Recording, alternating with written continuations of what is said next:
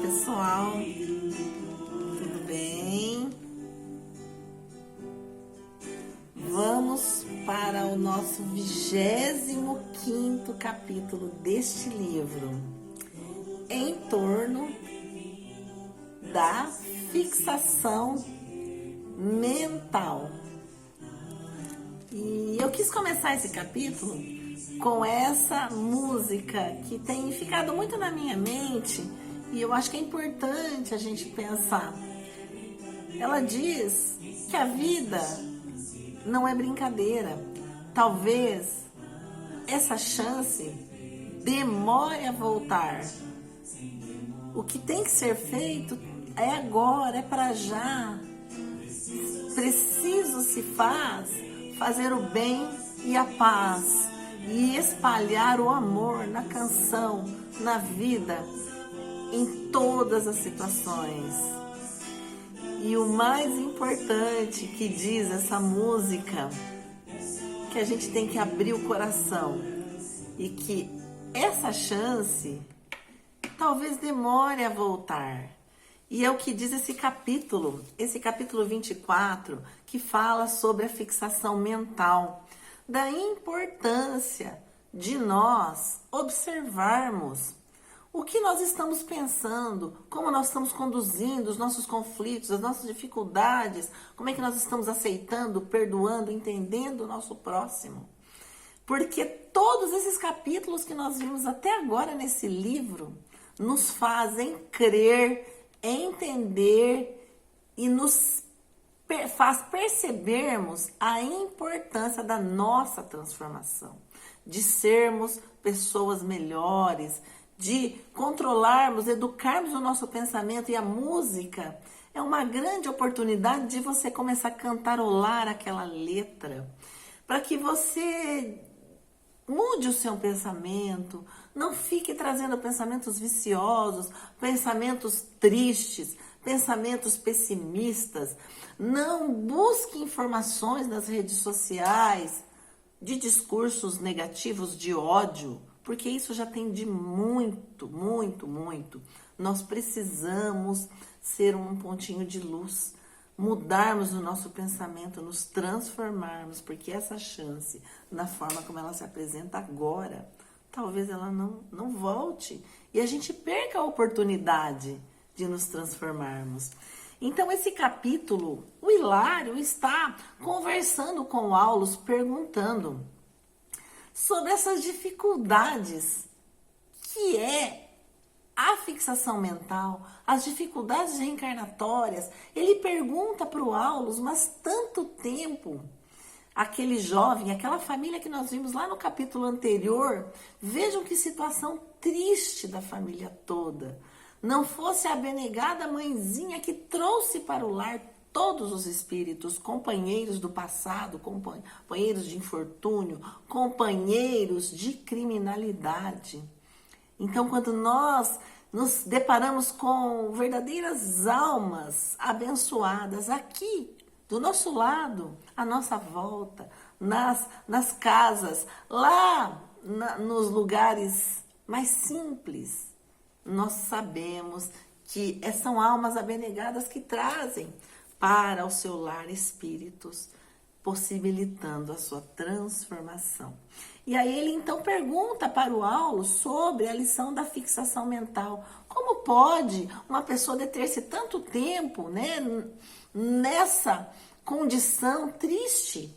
E aí o Aulus responde: a ideia fixa pode operar a indefinida estagnação da vida mental no tempo. Simbolizemos o estágio da alma na Terra, através da reencarnação, como sendo valiosa linha de frente na batalha pelo aperfeiçoamento individual e coletivo. Olha a lição que o Aulus fala nesse capítulo.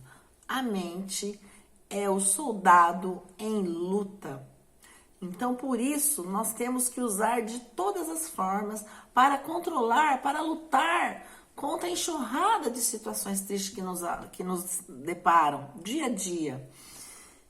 Ele está sempre lutando. Então é através da música, através da oração, através de uma mensagem, através de algo que te dê prazer. Pinte, cria, faça algo, trabalhe na sua casa, fuja desses pensamentos negativos. E ele continua: ganhando o combate a que se empenhou. Nós controlamos o nosso futuro, a nossa vida através do pensamento. Que tipo de pensamentos estamos tendo? Como nós estamos nos portando na nossa vida? Somos alegres? Somos agradecidos? Diante dessa pandemia, a cada manhã que acordamos, tenhamos a gratidão. Estamos aqui, estamos juntos, estamos vivos. É importante nós termos essa compreensão da necessidade da reencarnação. E como diz a música, talvez essa chance demore a voltar. E aí o Aulus continua: lembremos-nos de que as horas são invariáveis no relógio, mas não são sempre as mesmas em nossa mente. Eu achei importantíssima essa lição. Então o tempo, o horário é diferente para cada um de nós, e nós sabemos que na espiritualidade o tempo é diferente do que acontece aqui. Às vezes passa 200 anos, 500 anos, e para aquele espírito que está lá nessa situação, ele não percebeu que passou tanto tempo. Então ele diz o seguinte: as horas são invariáveis no relógio, mas não são sempre as mesmas em nossa mente. Quando felizes, não tomamos conhecimento dos minutos. É natural.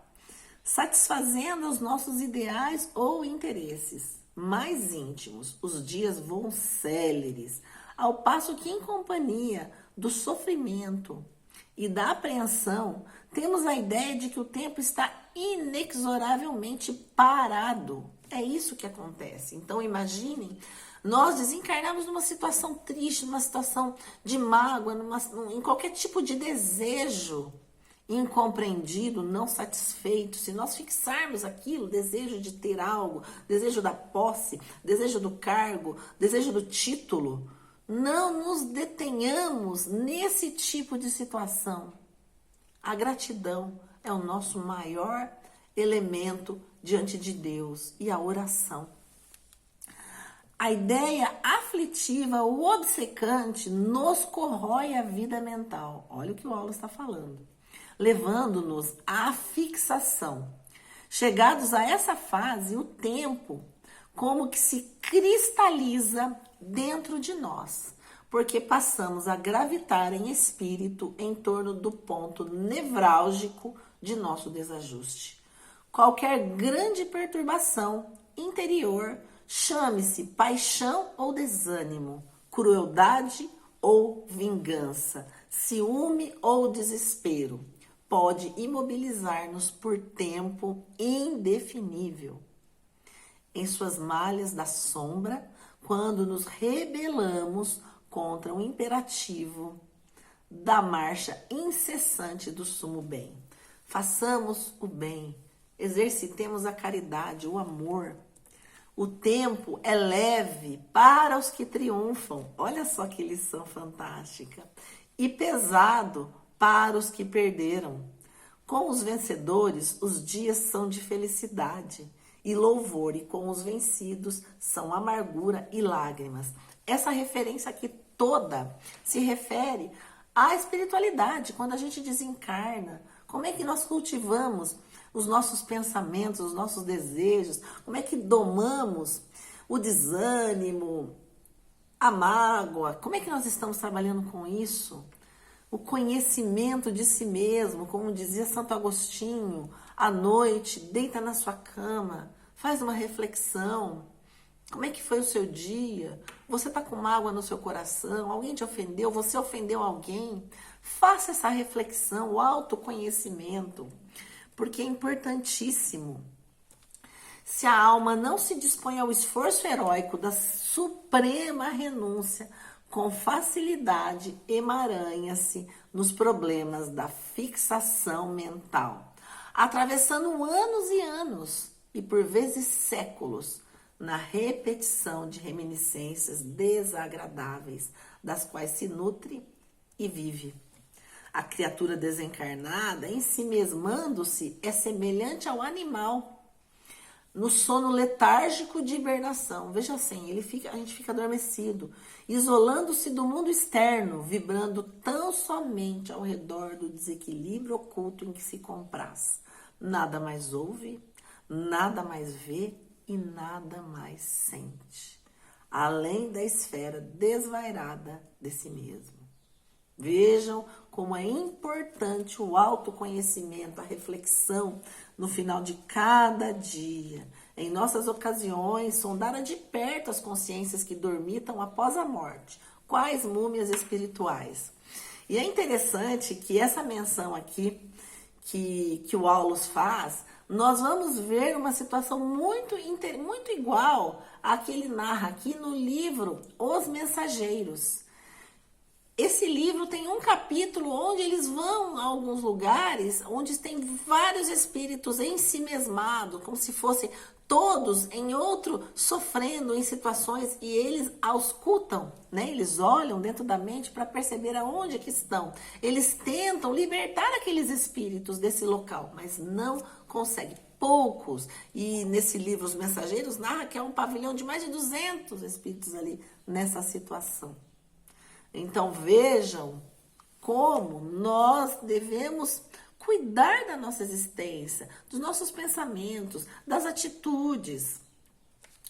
O impositivo, diz o Aulus, da luta dignificante a que foram chamados, e ajudando aos que ajudam, regressam ao bom combate, em cujas linhas se acomodam com o serviço que lhes é possível desempenhar. O bem é sempre o bem, e ele tem várias faces. É o bem da caridade, aquele que não tem. É o bem de entender o outro. É o bem de não replicar a maldade, o discurso de ódio, aquelas situações tristes. O bem que emana amor a todos que têm contato, através de um contato telefônico, através do WhatsApp. Emana amor através da oração, solitária em sua casa. A pessoa ora, a pessoa agradece, a pessoa entende a importância dessa chance, dessa vida, dessa encarnação. Outras criaturas recalcitrantes são docemente constrangidas ao retorno à batalha, para que se desvencilhem da prostração a que se recolheram. Então, às vezes, a chance não volta da forma como a gente gostaria, muito mais difícil. O que fazemos na terra, disse o assistente, o Aulus, quando surge um louco em nossa casa, não passamos a assumir a responsabilidade do tratamento, aguardaremos qualquer resolução do alienado mental, no que tange as medidas indispensáveis à restauração do seu equilíbrio. É certo que nos cabe o dever de honrar a consciência livre, capaz de decidir por si mesma, nos variados problemas da luta evolutiva. A reencarnação, em tais circunstâncias, é o mesmo que conduzir o doente inerte a certa máquina de fricção. Então, ele está lá naqueles pensamentos, naquela situação, ensimesmado, perdido, só naquele único pensamento, na fixação mental. Então, ele vai reencarnar, ser conduzido num corpo, muitas vezes, com problemas mentais, como diz aqui no livro. Intimamente, daí é como se fosse uma fricção nesse contato com o corpo físico, intimamente justaposta ao campo celular. A alma é a feliz prisioneira do equipamento físico, na qual influencia o mundo atômico. Olha que interessante. Então, essa alma encarna no corpo físico, reencarna, e ela influencia no mundo atômico, e é por ele influenciada. Então, há essa troca, sofrendo os atritos que lhe objetivam a reencarnação. Então, o sofrimento, a dor e todas as dificuldades fazem parte do nosso aprimoramento. Se tivermos em nosso lar pessoas com dificuldades mentais, acolhamos essas pessoas, porque são espíritos em recuperação, estamos juntos.